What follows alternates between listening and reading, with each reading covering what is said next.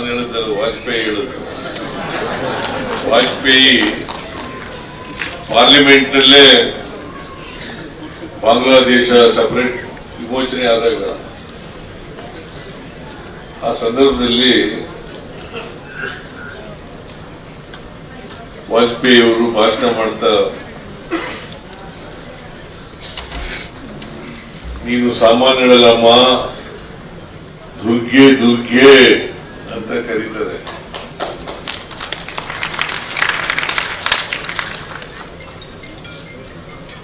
ಪಾಕಿಸ್ತಾನವನ್ನ ಸದೆ ಬಡಿದು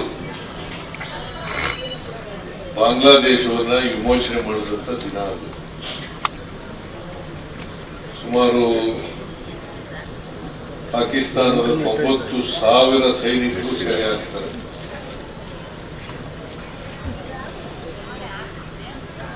ಸಂಪೂರ್ಣವಾಗಿ ಪಾಕಿಸ್ತಾನ ಸೋತಿದೆ. ಅದಕ್ಕೋಸ್ಕರ ಇಂದಿರಾ ಗಾಂಧಿ ಅವರು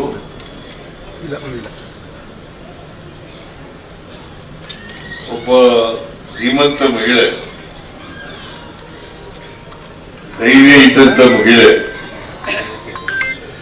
ದುರ್ಗೆ ಅಂತ ಕರಿತೀವಿ. ಅವರು ಈ ದೇಶವನ್ನ ಬಹಳ ದೀರ್ಘಕಾಲ ಆಳ್ತಾರೆ. ಶ್ರೀಮತಿ ಇಂದಿರಾ ಗಾಂಧಿ ಅವರ ಕಾಲದಲ್ಲೇನೆ ಬಡತನ ಹೋಗ್ಲಾಡಿಸ್ಬೇಕು ಅಂತ ಹೇಳಿ ಗರೀಬಿ ಹಠಾವೋ ಘೋಷಣೆ ಮಾಡ್ತಾರೆ. ಈ ದೇಶದಲ್ಲಿ ಅಸಮಾನತೆ ಇದೆ, ಆರ್ಥಿಕವಾಗಿ, ಸಾಮಾಜಿಕವಾಗಿ, ರಾಜಕೀಯವಾಗಿ, ಶೈಕ್ಷಣಿಕವಾಗಿ ಅಸಮಾನತೆ ಇದೆ. ನಮ್ಮ ದೇಶದಲ್ಲಿ ಬಹಳ ಬಡವರು ಇದ್ದಾರೆ. ಇಂದಿರಾ ಗಾಂಧಿ ಅವರು ಇದ್ದಂತ ಕಾಲದಲ್ಲಿ ಬಹಳ ಬಡವರು ಇದ್ರು, ಈಗ ಕಡಿಮೆ ಆಗಿದೆ. ಅದಕ್ಕೋಸ್ಕರನೇ 20 ಅಂಶದ ಕಾರ್ಯಕ್ರಮವನ್ನ ಜಾರಿಗೆ ತಗೊಂಡ್ರು. 20 ಅಂಶದ ಕಾರ್ಯಕ್ರಮ ಜಾರಿಗೆ ಪ್ರತಿಯೊಬ್ಬರಿಗೂ ಕೂಡ ನಮ್ಮ ಸಂವಿಧಾನ ಏನ್ ಹೇಳಿದೆ ಆ ಸಂವಿಧಾನದ ರೀತಿಯಲ್ಲಿ ಬದುಕತಕ್ಕಂಥ ಹಕ್ಕಿದೆ. ಸರ್ವರಿಗೂ ಸಮಾನ ಅವಕಾಶ, ಸರ್ವರಿಗೂ ಸಮಾನ ಅವಕಾಶಗಳು. ಅಸಮಾನತೆ ಯಾಕೆ ನಿರ್ಮಾಣ ಆಯಿತು ದೇಶದಲ್ಲಿ? ಒಂದು ಜಾತಿ ವ್ಯವಸ್ಥೆಯಿಂದ,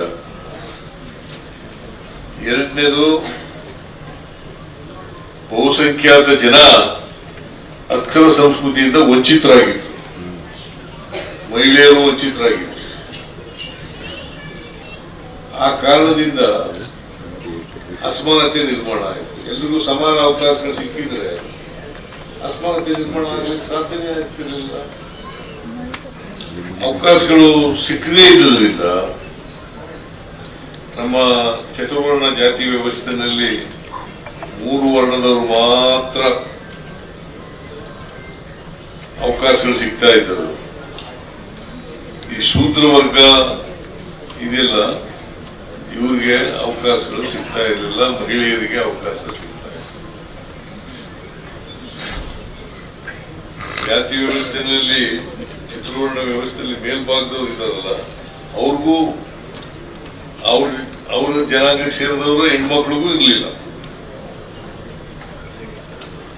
ಬಸವಣ್ಣವರು ಮೊದಲನೇ ಬಾರಿಗೆ ಹೆಣ್ಮಕ್ಳಿಗೆ ಸಮಾನತೆಯನ್ನು ಕಲ್ಪಿಸತಕ್ಕಂಥ ಪ್ರಯತ್ನವನ್ನು ಮಾಡಿದ್ರು, ಸಮಾನ ಅವಕಾಶಗಳನ್ನು ಕೊಡ್ತಕ್ಕಂಥ.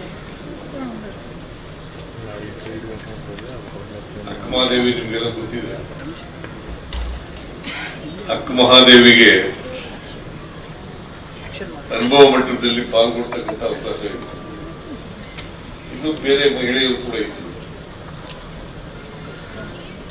ವಿಶೇಷವಾಗಿ ಬಸವಣ್ಣವರು ಸಾಮಾಜಿಕ ಕ್ರಾಂತಿ ಮಾಡಿದ್ದು ಮೇಲ್ವರ್ಗದವರಿಗಲ್ಲ, ತಳ ಸಮುದಾಯದವರಿಗೆ. ಸ್ವತಃ ಬಸವಣ್ಣವರು ಮೇಲ್ಜಾತಿ ಹುಟ್ಟಿದ್ರು ಕೂಡ ಕೆಳಜಾತಿಯವರು ಪರವಾಗಿ ಅಂದ್ರೆ ಸಮಾಜದ ಬದಲಾವಣೆ ಆಗಬೇಕು ಅಂತಕ್ಕಂಥ ಹೋರಾಟ ಮಾಡಿದವರು, ಕ್ರಾಂತಿ ಮಾಡಿದವರು ಬಸವಣ್ಣವರು.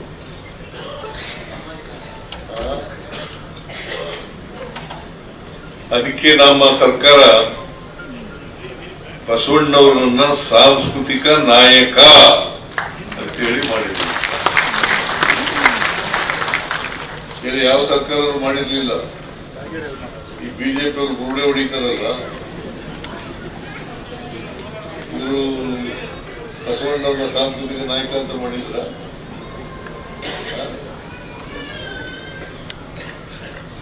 ಸೊ ನಾವು ಮಾಡದ್ದು ಎಲ್ಲ ಸರ್ಕಾರಿ ಕಚೇರಿಗಳಲ್ಲಿ ಬಸವಣ್ಣವ್ರ ಫೋಟೋ ಇಟ್ಟವ್ರು ಯಾರು?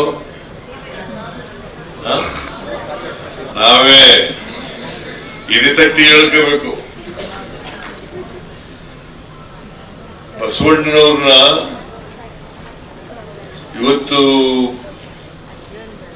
ಗುರುತಿಸಿರ್ತಕ್ಕಂಥದ್ದು, ಒಬ್ಬ ಸಾಂಸ್ಕೃತಿಕ ನಾಯಕ ಅಂತ ಹೇಳಿ ಮಾಡಿರ್ತಕ್ಕಂಥದ್ದು ಕಾಂಗ್ರೆಸ್ನವರೇ ಹೊರತು ಬಿಜೆಪಿಯವರಲ್ಲ. ಅದಕ್ಕೆ ಶ್ರೀಮತಿ ಇಂದಿರಾ ಗಾಂಧಿಯವರು ಬಸವಣ್ಣವರು ಹಾಕಿಕೊಟ್ಟಂತ ದಾರಿನಲ್ಲೇ ನಡೀತಕ್ಕಂಥ ಪ್ರಯತ್ನವನ್ನು ಮಾಡಿದ್ರು. ಸೊ ಅಂತವರ ಇವತ್ತು ಪುಣ್ಯತಿಥಿ, ಅವ್ರನ್ನ ಸ್ಮರಿಸ್ಕೊಳ್ತಕ್ಕಂಥ ದಿನ. ನಾನು ಹೆಚ್ಚು ಮಾತಾಡಕ್ ಹೋಗಲ್ಲ, ಸಮಯನೂ ಕೂಡ ಇಲ್ಲ. ಅದರಿಂದ ಸ್ಮರಿಸ್ಕೊಳ್ಳೋಣ. ನಾವೆಲ್ಲರೂ ಕೂಡ ಶ್ರೀಮತಿ ಇಂದಿರಾ ಗಾಂಧಿಯವರು ಈಗ ಅವರು ಹುತಾತ್ಮರಾದರು.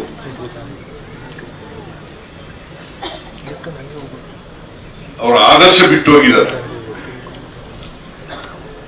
ಆ ಆದರ್ಶಗಳನ್ನ ಪಾಲನೆ ಮಾಡ್ತಕ್ಕಂಥ ಕೆಲಸವನ್ನು ನಾವೆಲ್ಲರೂ ಮಾಡೋಣ.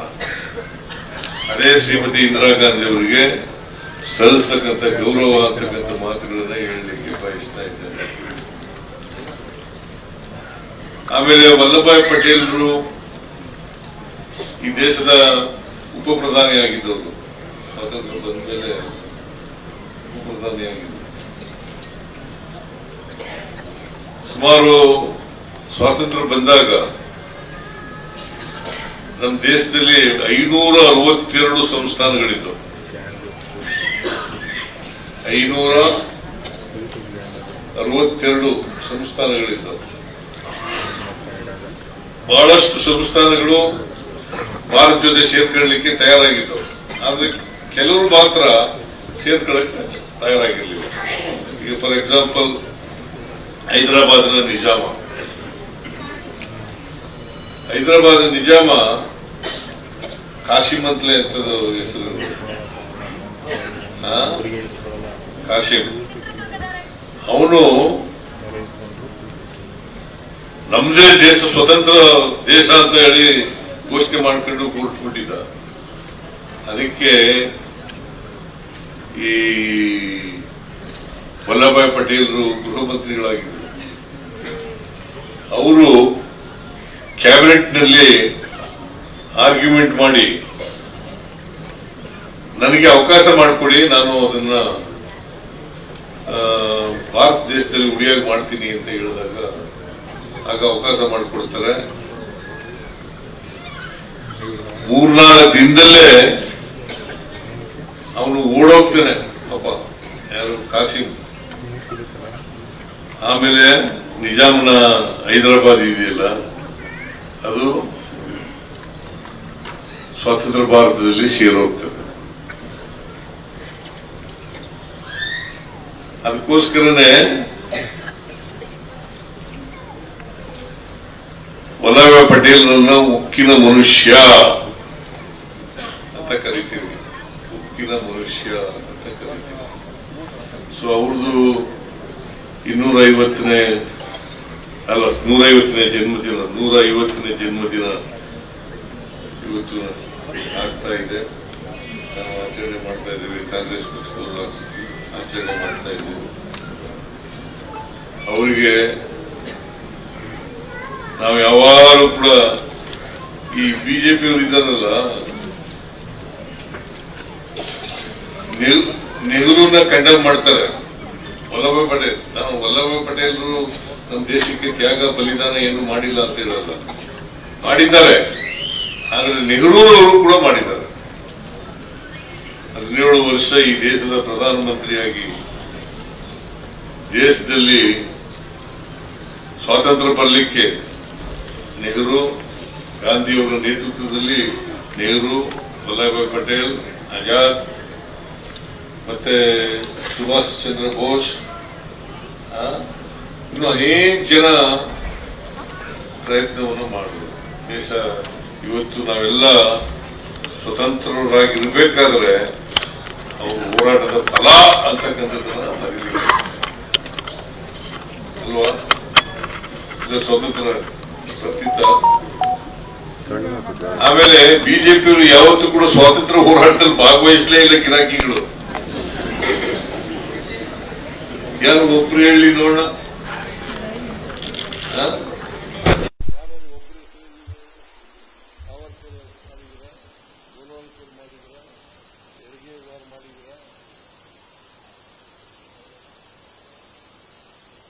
ಯಾರು ಕೂಡ ಸ್ವಾತಂತ್ರ್ಯ ಹೋರಾಟದಲ್ಲಿ ಭಾಗವಹಿಸೇ ಇಲ್ಲ.